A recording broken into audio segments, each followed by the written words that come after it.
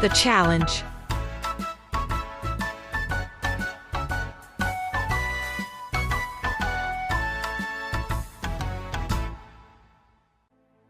In a certain country, everyone from young to old, men and women alike, was steeped in bad deeds, committing every kind of evil imaginable. The Buddha, aware of this situation, instructed his disciples to use their wisdom to guide these beings, helping them abandon wrongdoing and embrace goodness.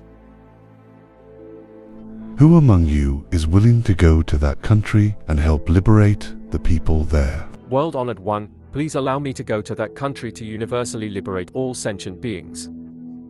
I have full faith that I will succeed.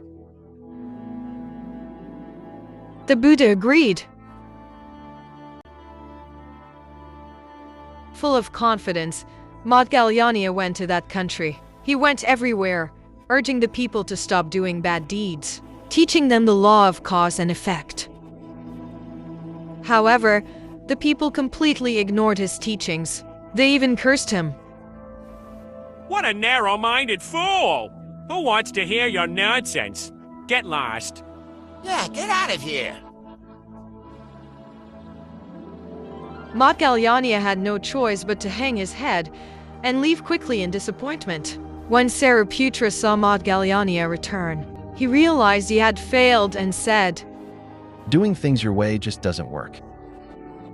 When dealing with such stubborn people, one must rely on wisdom.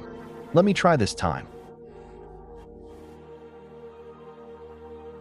Thereafter, Sariputra earnestly requested the Buddha to allow him to go.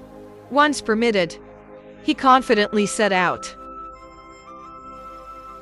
But because the people remembered what had happened last time, as soon as they saw another man who looked like a preacher, they didn't even wait for Sariputra to begin teaching. They spat on him and drove him out. And so, covered in spit, Sariputra returned to the Buddha, embarrassed and dejected. After that, Mahakassapa and another 500 disciples went to that country one after another. Each went there with high hopes, but all returned in disappointment. Not a single one succeeded. At this point, Ananda angrily said to the Buddha, "The people of that country are all wicked. They refuse to accept the teachings, and even insulted the venerable Arhats. They are utterly beyond redemption." The Buddha calmly replied, Indeed, the people of that country have committed deep offenses, but they can still be transformed. He then looked toward Manjushri Bodhisattva. Manjushri Bodhisattva stepped forward and said, "In my view, these people are not beyond salvation. I believe there is a way to help them. Please allow me to give it a try."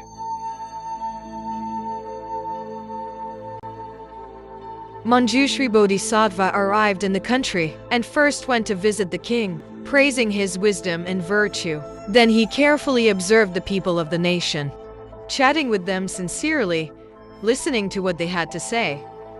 Based on each person's background and strengths, he praised one for their bravery, another for their sense of justice, another for their filial piety, some for their wisdom, and others for their strategic thinking. The people were astonished. They hadn't expected this elder to know so much about their strengths. Their hearts were deeply moved. Before long, they came bearing precious flowers, scattering them over Manjushri Bodhisattva's head, eager to offer him clothing and food. Seeing that the time was right, Manjushri Bodhisattva said to them, "Everyone thinks I possess virtue and wisdom, but in truth, I am not even a 10,000th of my teacher. My teacher is the Buddha. If you make offerings to the Buddha, your blessings will be many times greater than those gained from offering to me." Upon hearing this, the people were overjoyed. They followed Manjushri Bodhisattva to see the Buddha, paid homage to him, and listened to the Dharma.